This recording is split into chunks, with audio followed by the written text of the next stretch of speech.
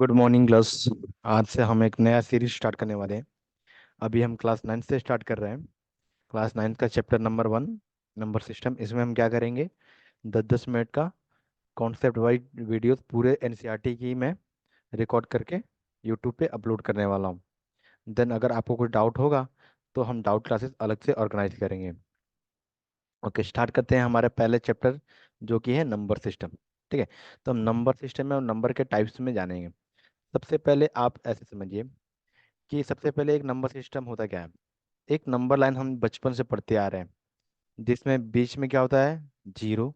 Right में होते हैं पॉजिटिव वैल्यू 1, और आगे बढ़ेंगे तो 2, और ऐसे बढ़ती जाती है। लेफ्ट में जो वैल्यू है वो है -1, -2, एंड ऐसी सारी वैल्यू बढ़ते जाएंगे। फिर अगर हम इसको थोड़ा और जूम करें, इस पार्ट को थोड़ा और जूम करें, तो क्या है, जीरो, इधर जीरो है, इधर 1, इधर इस बीच में भी कई सारी वैल्यूज हैं। जैसे मैं बोलूँ कि यहाँ पर है 0.1, 0.2, 0.3, यानी कि किसी दो पॉइंट के बीच में भी इनफाइनाइट नंबर होते हैं। आपको बस इतना ध्यान रखना कि अगर जीरो है और 0 से 1 के बीच में कितने नंबर है, तो ऐसे इनफाइनाइट नंबर आ सकते हैं। सबसे पहले स्टार्ट करते हैं टाइप्स ऑफ नंबर में। हमारा है नेचुरल नंबर। क्या होता है नेचुरल नंबर? तो हमने बचपन से पढ़ा है कि counting number is called natural number. क्यों पढ़ा है, ऐसा क्यों कहते हैं?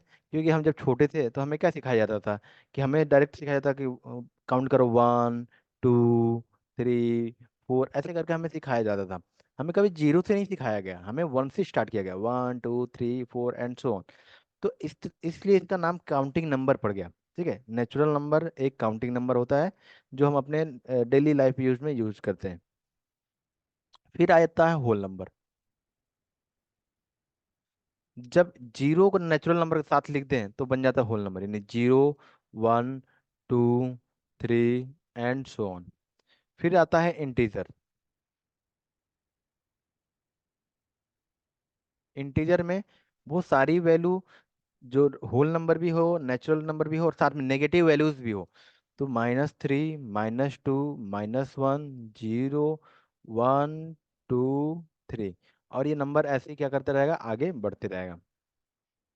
ध्यान देने वाली बात यहाँ पे कि इसमें ना ही डेसिमल होती है, ना ही फ्रैक्शन होती है। इसमें केवल केवल प्योर नंबर होता है। ठीक है, ये ध्यान देने वाली बात है। तो अगर हमने इसको नंबर लाइन पर रिप्रेजेंट करें, तो इधर मान लो है, इधर 1, 2, 3, तो इधर से इधर तक नेचुरल नंबर है। फिर जीरो से लेकर आगे बढ़ेंगे, केवल हम नंबर की बात करेंगे। फिर से वही बात, डेसिमल और फ्रैक्शन की तो बात हो ही नहीं रही है। तो होल नंबर है। एंड देन इस सारे वैल्यूज नेगेटिव को भी ले लेंगे, -1, -2, -3। तो ये पूरा का पूरा जो पोर्शन है वो हमारा इंटीजर में चला जाएगा। ये इतनी बात है ध्यान रखने वाली बात।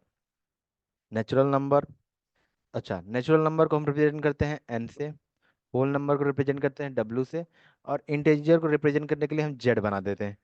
तो जेड या आई भी, कहीं कहीं पे आई भी होता है। तो जेड, यूजली जेड होता है, पर कहीं कहीं पे आई भी लिख देते हैं, तो वहाँ पे डिफाइन होता है कि क्या होता है क्या नहीं होता है। तो ये तीन टाइप के नंबर को आपको जानना बहुत जरूरी है। एक है natural number, whole number and integer. अब देन हम आगे बढ़ेंगे रैशनल नंबर पे। ये अभी हमारा आज का लास्ट टॉपिक है, रैशनल नंबर। और उसके बाद हम क्या करेंगे कि बाकी के फिर हम लेक्चर में करते जाएंगे। अगर आपको इसमें से कुछ डाउट होगा तो आप मुझे बताते जाएंगे, मैं आपको डाउट कराते जाऊंगा। डाउट के अलग से लेक्चर में बनाते जाऊंगा, या फिर कभी लाइव पे या कभी जूम वगैरह पे हम कर लेंगे। ठीक है, चलिए। सबसे पहले क्या पढ़ना है हमें, रेशनल नंबर।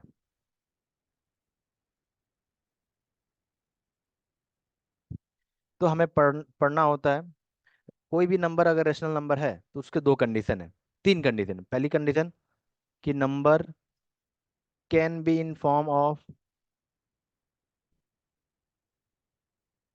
P/Q।